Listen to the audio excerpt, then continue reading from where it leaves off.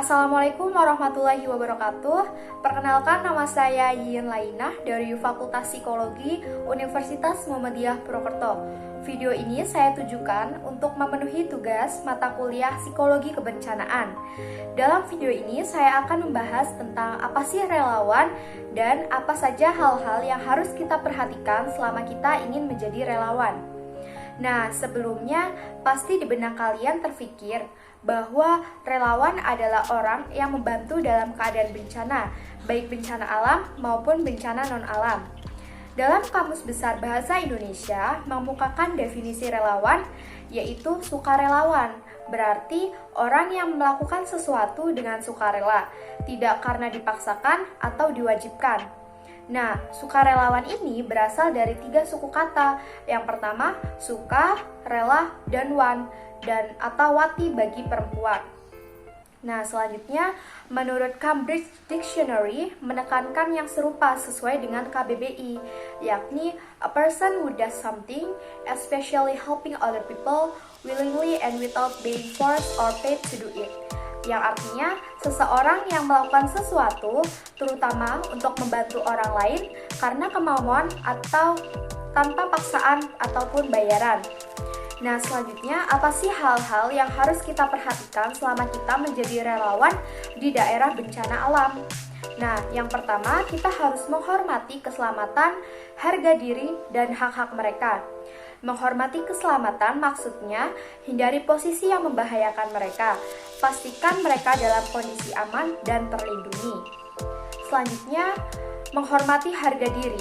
Menghormati harga diri maksudnya memperlakukan mereka dengan sopan sesuai dengan adat dan norma mereka. Yang selanjutnya, menghormati hak-hak mereka. Di sini maksudnya adalah pastikan mereka mendapatkan akses bantuan tanpa adanya diskriminasi. Nah, selanjutnya, apa sih yang harus kita lakukan dan apa sih yang tidak boleh kita lakukan?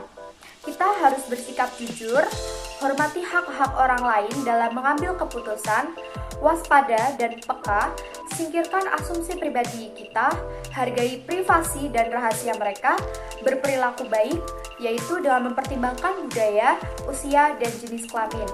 Nah, selanjutnya, apa sih hal-hal yang sekiranya tidak boleh kita lakukan saat kita menjadi relawan? Yang pertama, jangan mengambil keuntungan dari peran sebagai relawan. Jangan meminta uang ataupun imbalan sebagai balasan. Jangan memberi janji atau informasi palsu. Jangan melebih-lebihkan kemampuan Anda. Jangan memaksa orang untuk bercerita saat menjadi relawan.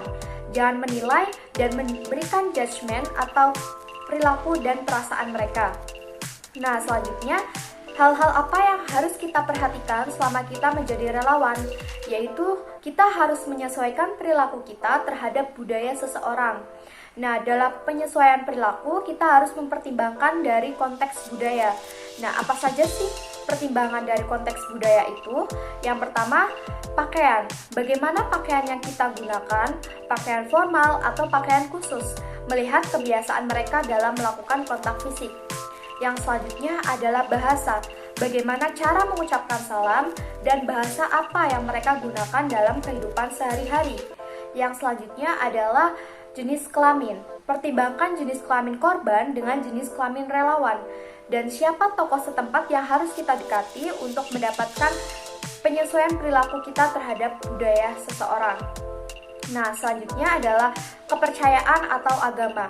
Kepercayaan apa yang mereka anut, bagaimana konsep mereka tentang bencana, dan bagaimana mereka mengerti dan menjelaskan apa yang terjadi.